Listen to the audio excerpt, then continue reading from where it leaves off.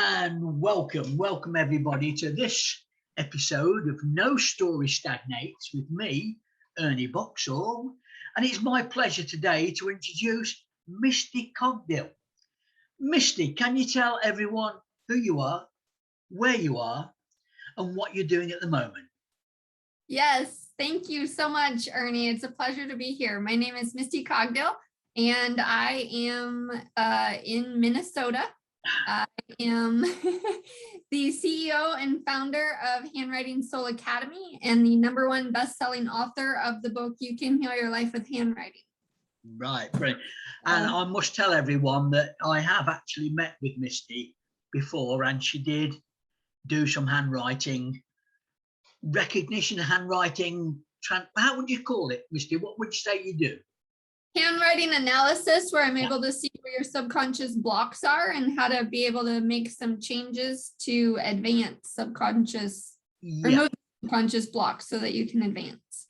And just before we get on to the other questions, how are you finding it now? Are you finding that people are actually doing less handwriting? So is that a block to what you do at all? Well, I always tell everybody that it's a conscious choice, and you can go to the gym to exercise your body 4 times or 5 times a week. And that's physical. And if you go for 6 months, you're going to get results. And my program's no different. You can consciously choose to start to write and journal, pen to paper for 30 minutes a day. And within 6 months, you will get results. It's just like something physical that you do, just like going to the gym to work out your body. Going to a pen and paper is working out your mindset. Interestingly enough, I have got a friend who's a personal trainer, and he has just written today that he's noticed that over the last couple of days, he's lost some of the spark.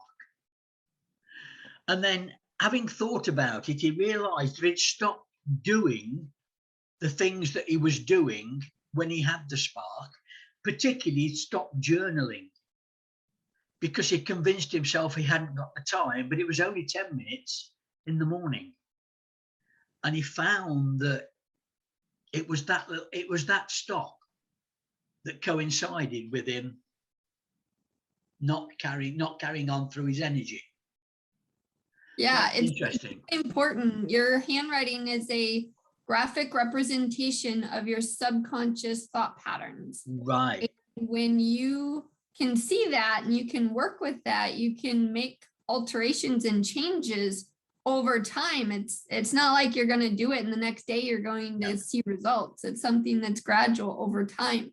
And from that, there's a lot of shifts that happen.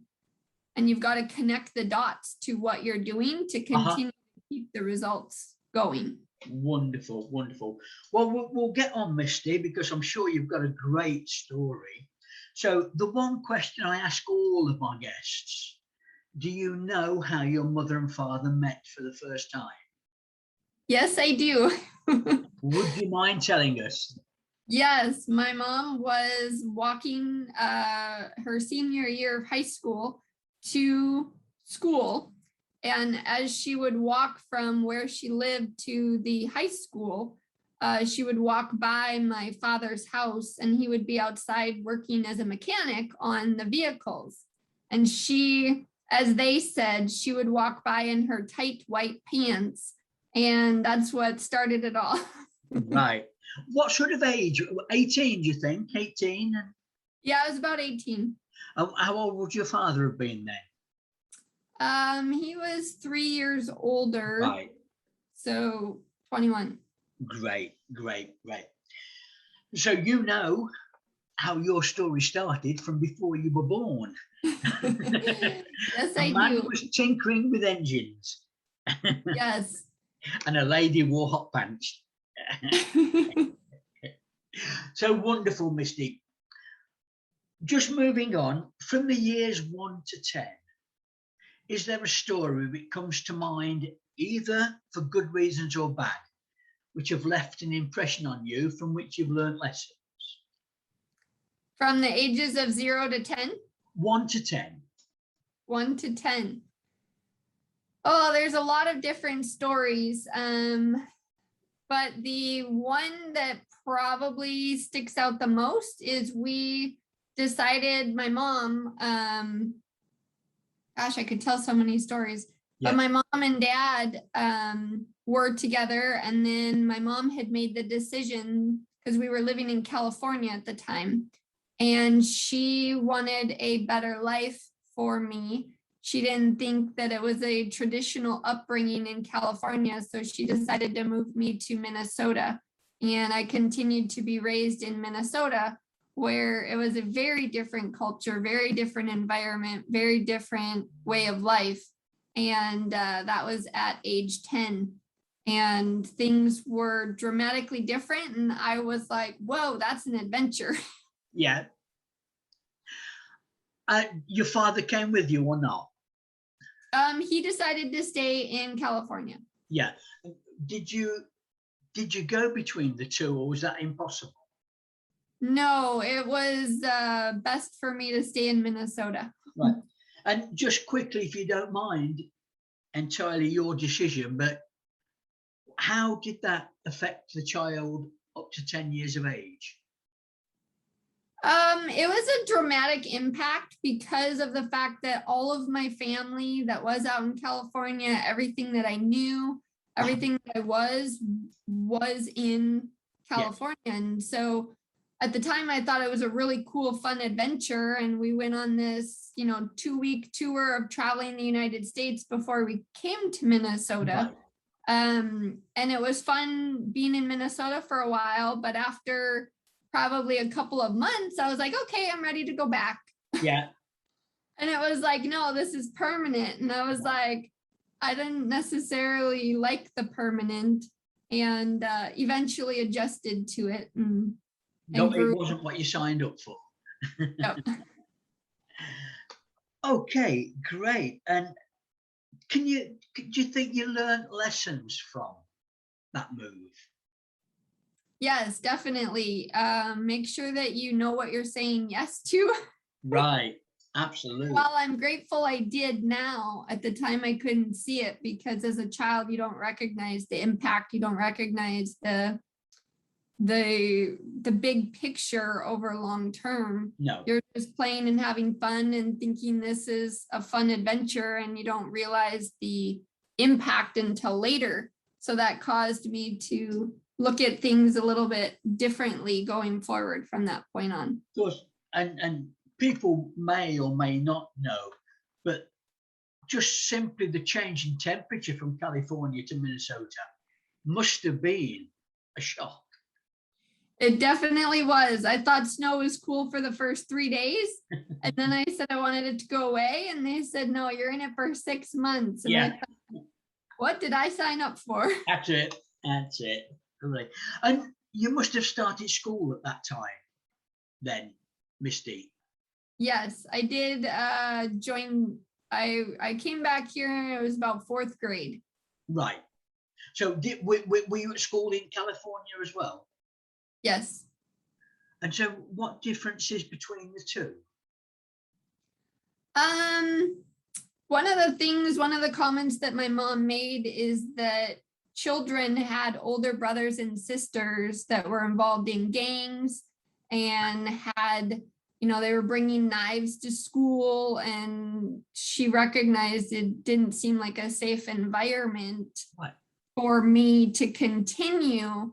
Now, while kids are little, it's probably fine. But as I got older and was getting into eventually 6th, 7th, 8th, all the way to 12th grade, she was a little bit more worried and concerned. So that was one of the reasons for the move. Right, right. And how did you like school? How did you get on at school personally? Actually, my favorite teacher was in 3rd grade, and that was out in California. She was a very good role model. She was a very good teacher in general, and just had a really big impact and impression on me. And to this day, I'm connected with her on Facebook, and I always tell her that she was my favorite teacher out of all the, and that was out in California. So wonderful. Okay, so we've reached 10 then, Misty. So I always break up 11 to 15, 16 to 20, because I think teenage years are very important. So a story from 11 to 16 that made an impression. 11 to 16, I would have to say it was when we got my dog Max. Right. I always tell everybody, and I didn't know this back then, it was something that had to unfold and eventually bloom like a flower. The first letter of our first name is our biggest challenge in life, and the first letter of our last name is our life path. And back then I was very drawn to the name Max, and I didn't know why. It was just an internal desire. I did watch the movie The Little Mermaid quite a bit, so that dog Max on there was had a little bit of an impression, but I wanted his name to be Max. And now looking back, you work with your pet names also, and so I was helping myself without even knowing it, working through my biggest challenge in life. And so having that dog he was my favorite dog, always has been. And it was sad, obviously, 15 years after he passed, but he was definitely my favorite dog. And that, talking about names again, I'd like to go back a little bit. Any idea where Misty came from? Yes, it was a movie by that Clint Eastwood was in, and my parents were Clint Eastwood fans, so they named me after the name in that movie that Clint Eastwood was in. Yes, play Misty for me, wasn't it? Yes, I have yet to see it because they say it's a scary movie, and I don't like scary movies. So Misty, it is absolutely frightening. It is absolutely. That's not what I want to hear at all, but. No, it's. I won't give anything away, but if you ever do get the chance, it is visually not so bad. Psychologically, it is scary.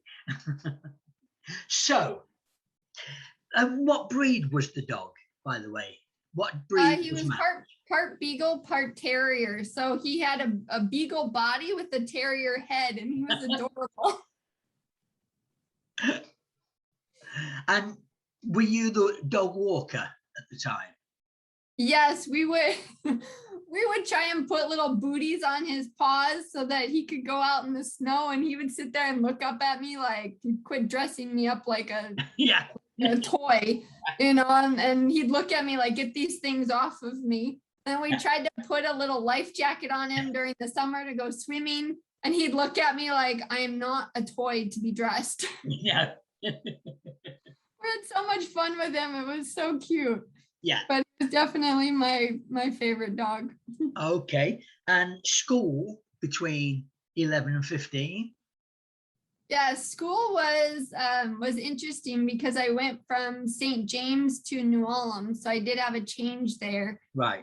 And it was different because people aren't necessarily accepting of new people right away. No. And it was new, it was different, it was unique, and it took a little bit to adjust. I was used to people and their personalities in California, very carefree and fun and flowy. And people were very traditional and a little bit more protective, I guess you could say. So they weren't as open. No. So it's just a culture. It was very different culture than I was used to. Yeah. And would you say you were a team player? Were you picked for teams, or were you an individual who kept yourself to yourself? I was on sports. I did sports. So I was on volleyball. I did basketball. I did softball. So I definitely enjoyed the teams. Yes, great.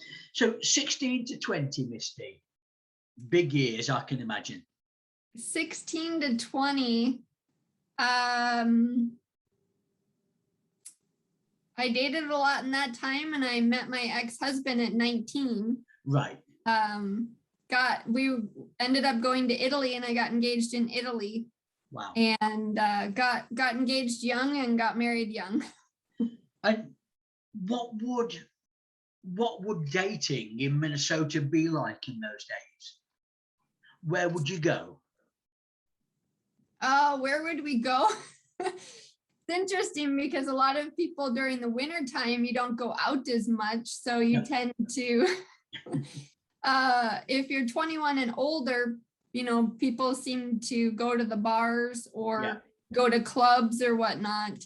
I was not much of a bar or a club person. So I was more go to the movies or hang out with friends and go bowling or, find different fun activities of getting together, go out to eat. Yes. Go out on the lake and go boating and stuff like that. When it was summertime. Yeah. And what music was your favorite music at those days? Was there an artist? I loved country music and Christian music together. So I would say 90s country was pretty popular in my realm. Did you sing or play an instrument yourself, or? In 5th grade, I played the clarinet. 5th and 6th grade, and I did not stick with it. No. Okay, so coming up to 20, Misty, you probably left college, or was it university by then? I went to the Model College of Hair Design. So I went to be a cosmetologist. And finished in Mankato at that college there. So it was different. Again, different way of viewing things. Some colleges are a good fit, some colleges are not. Right. And which one was this? So this one, I started originally up in St. Cloud and did not feel safe up there at all. Right. And ended up coming to Mankato and felt a lot safer there. Yeah. You're not married by this time, I take it? You're still with? Yep. I was still with my ex-husband at the time, and we ended up getting married by the time I was 22. Right. So where did this trip to Italy come from? Where did the what? Did you say you went to Italy, did you? Yes, I went to Italy I met him at 19, so I was 20. Right. Between 20 and 21, he was in the military, so he was stationed overseas. I was going to say it seemed like that might have been an expensive trip at 20, but if he was stationed there, perhaps not so. Well, he was in the military. We were together for 6 months, and then he got stationed over there for 9 months. So I went over there to visit him. Yeah. And it went from there. And how did you find Italy? How did I find Italy? Was it what you expected, or better, or? I didn't really know what to expect other than a little bit of research that I had done, and I loved it. I thought it was beautiful. I thought it was gorgeous. Everything about it was really, really cool. And I just recognized it was a different part of the world. And I was like, people live completely different over here. This is a totally different way of life. And I just had a blast, and I enjoyed it a lot. Yeah. So we're going now 20 to 30, Misty. Perhaps a couple of stories, but obviously we've talked about one, which is the marriage and divorce, I take it. Yeah, the marriage and divorce both happened between the ages of 20 to 30. Yeah. And I think it was all part of the master plan, obviously not part of my plan consciously. No. But I feel like we're all meant to learn lessons in this lifetime on a soul level. And that's one of the lessons I feel like, looking back, was the important tool to help me understand that our name is our identity. And when you sign your name and you get married and you change your name, it changes these subconscious thought patterns that you have, which is connected to your identity. And when you change that, it's going to have a major impact. And I was an only child, obviously, so I grew up with a single parent as an only child. I got to know myself really well. So by the time that happened, I spent my 20s really understanding the new identity that I had that I didn't know Right. anything about. I didn't know that that was going to change my identity. And now I've made it my mission to educate every woman out there Yes. that this is important. This is something that changes, and it will change and can change your personality, your viewpoint, your everything, a lot about you. That's the first time I've heard that concept, Misty, and we won't have time today, but it's certainly one I'd love to explore more from your point of view, from how you came to that choice, but that's for another time. Later in the 20s, say closer to 30, had you been divorced by then? Yes, I got divorced at 28 and ended up moving up to the Twin Cities in Minnesota, and was part of Landmark Education, which is a personal development and training company, and got involved with that. And I met a lot of friends, and I recognized the leadership there. I wanted to be a strong leader, independent. There were tons of amazing role models around. So it was a really good time for me to learn and grow and develop, and obviously heal a broken heart and start a new life. Was there anyone there in particular that you saw as a mentor? There was a gentleman who I took the course called the Landmark Forum, and Roger Smith was my Landmark Forum leader. Right. And he was very, he was an older gentleman, and he was so inspiring. And he, had been working at Landmark for maybe 20 or 30 years.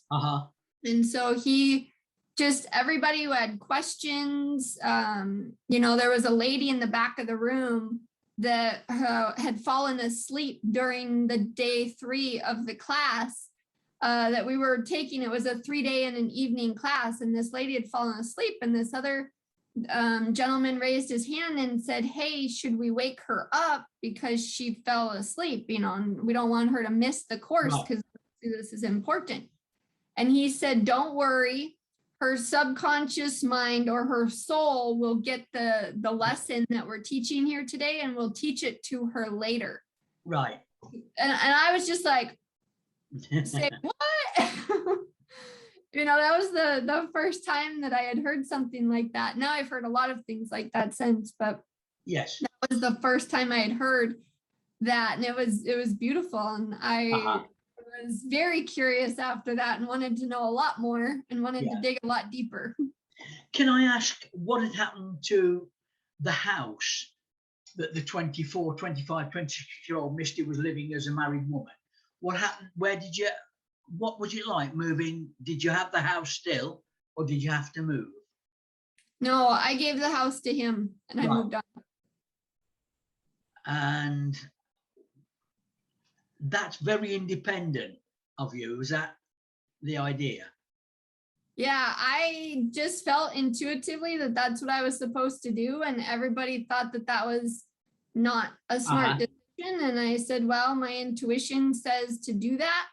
And so I listened to my intuition, and later to really understand the meaning, what you give out comes back to you. So I do believe in karma, and I do like to create good karma.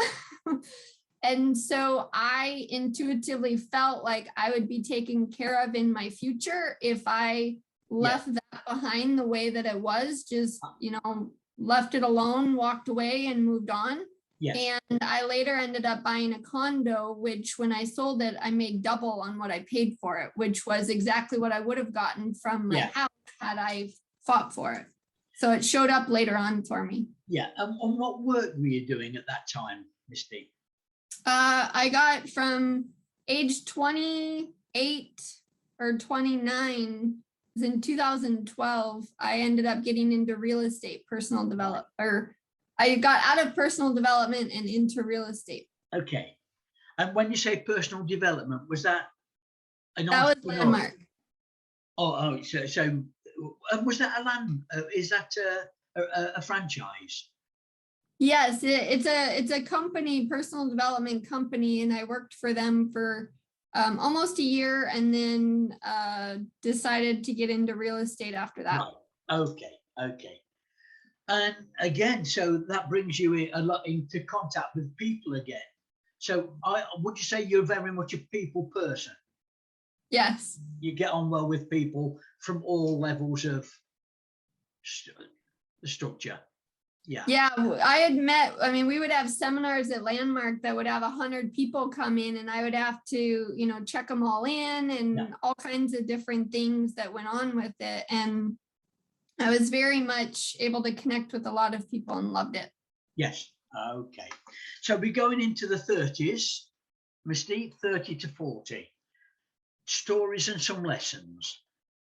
Stories and some lessons. I was in real estate during all of that time. I mean, I'm 38 now, so I can't say the whole entire time, but real estate for 8 years, and it was in new construction, and I loved it. It was building newly from the ground up, and with all that newness came a lot of growth, came a lot of development, came a lot of understanding myself, understanding customers, understanding just a whole new world.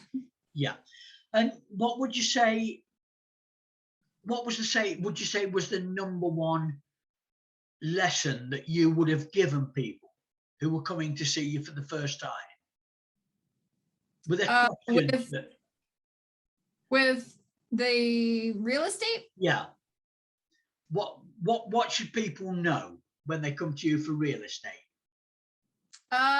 Well, when I was starting out in real estate, I had worked with a lady who did weekly updates, and those weekly updates, she would go around and take pictures and then send a weekly update, and all of her clients were satisfied. And if they weren't satisfied, they were very easily addressed and taken care of, because people said, wow, she gives extraordinary customer service, and she really cares about what she does. So I decided to do the same thing.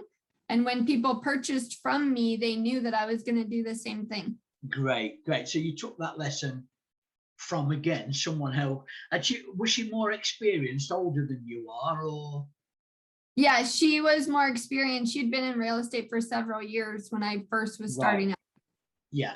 So you are someone who will take lessons then, if you see. Oh, absolutely. Yeah. You have to be a good follower if you want to be a good leader. I'll write that down. And within that time, you must have met a lot of people. Are you in a relationship now? No, I was not open to a relationship almost most of my 30s, because I recognized there's a lot to learn when you're by yourself, and there's a lot to get to know. There's a lot to recognize, and to really just focus on me. Yes. And I spent a lot of my 30s focused on myself, and focused on development of who I wanted to be, where I wanted to go, what I wanted the rest of my life to be like. Yeah. And then once I figured that out and was on that path, then I figured it would just naturally flow. Yeah. And there's actually a quote that I've had that I would love to read to you that's in my phone.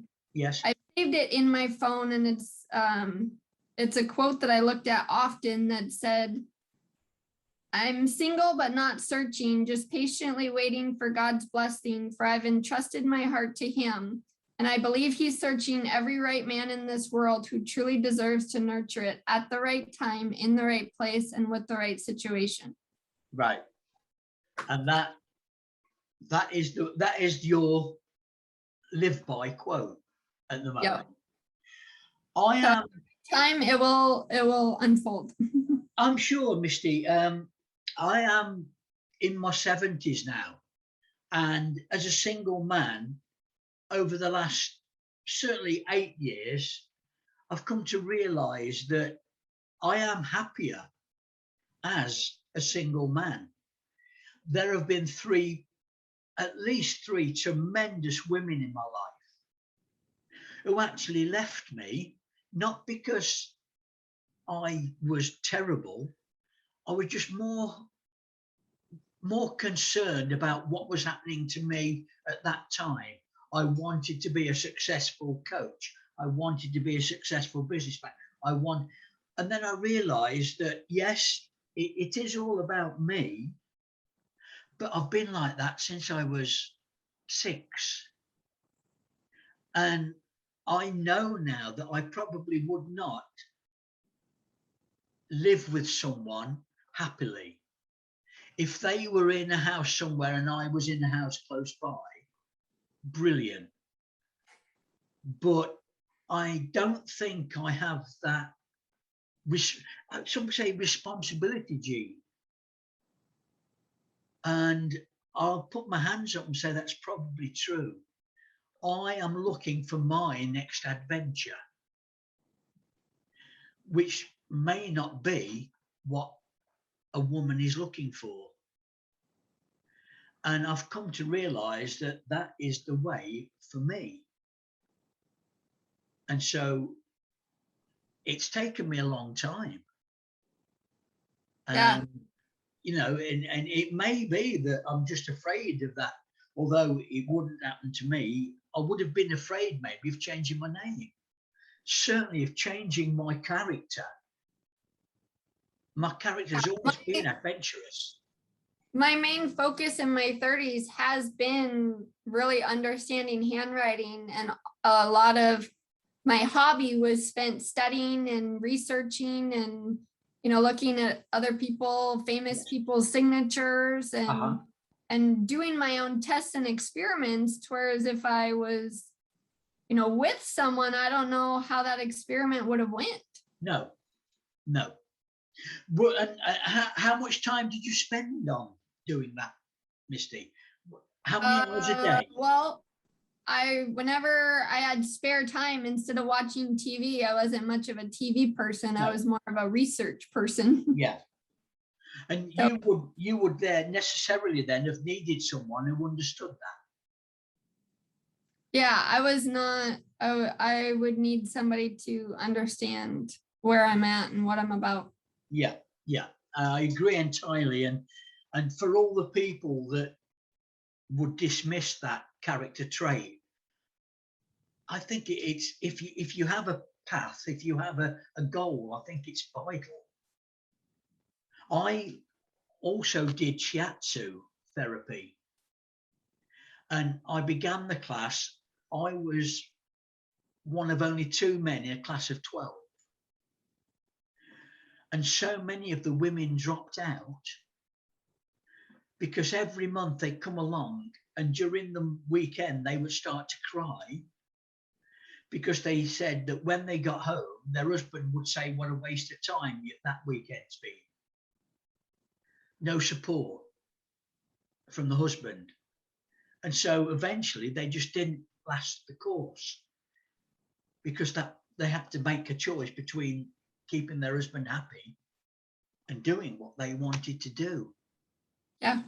So I do believe that you have to make those kind of decisions. So I'm with you there. Yeah. And so I take it have you got daughters or sons? Have I got my what? Have you got daughters or sons? Children? No, I don't. No. And is that something you will be, is that within the plan? I'm open, and if it's part of God's plan, it will be. And if not, then it won't be. It was not part of God's plan in my 20s, even though that was my desire. It didn't work out. Right. And do you still keep in touch with the ex-husband at all? No.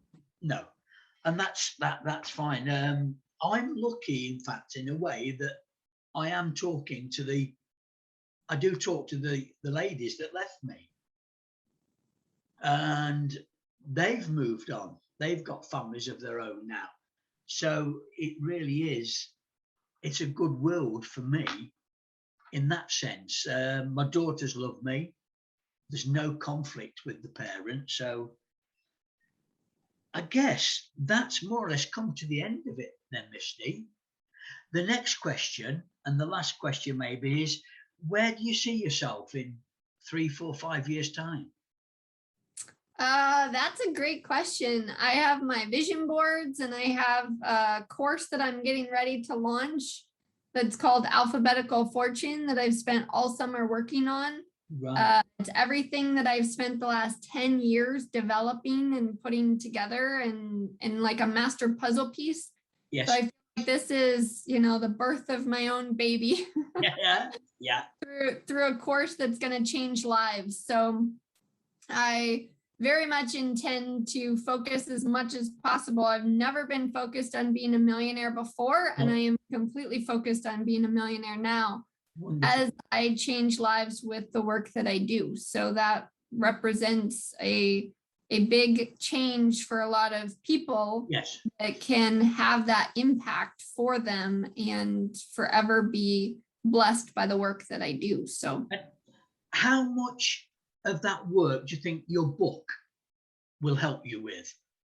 Was that a big project? My book is something a lot of people find, and it answers a lot of questions. I had a woman when I gave a talk at Million Cups in Colorado who came up to me, and she's like, "Oh my gosh, thank you so much for sharing what you wrote in your book and for sharing your story," because she goes, "I was confused. I was feeling the exact same way you did, but I didn't know why, and I didn't have any answers, and I couldn't explain it."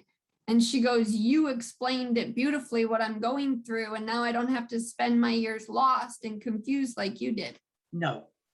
Misty, I want to thank you for that, because I feel that by doing this, when I do this with the guest, we do come to realize that what we're saying will be heard by someone out there who is either going through it or has gone through it, and will realize that you can still be successful. Absolutely. And that's why I'm doing this. Misty, I really want to thank you for your time. I will send Ernie, you it was a pleasure. this. Yeah. Can you leave everywhere that you want me to recommend people to go to find you? Yes, if people want to find me, the best place to go, I go live in my Facebook group several times a week. And that Facebook group is called Handwriting Soul Academy. That's where you can find all kinds of information and get all kinds of teachings that I share with people. I'm on all social media platforms for the most part, except for Twitter. I'm not a Twitter person. But all social media like LinkedIn, Instagram, Facebook, YouTube, it's all under Handwriting Soul Academy. That's wonderful, Misty, and I will put all of that into the blurb after we've talked about the video. Thank you very much for being the guest today. I've really enjoyed that, and I feel I've got to know a little bit more about you. As you know, I am a Minnesota man in my soul, so yes. It's been really good talking to you. Don't go away when I stop the recording. I'd love to have 1 or 2 minutes at the end. Misty, yes. Thank you very much. Thank you. It was a pleasure being here. Thank you.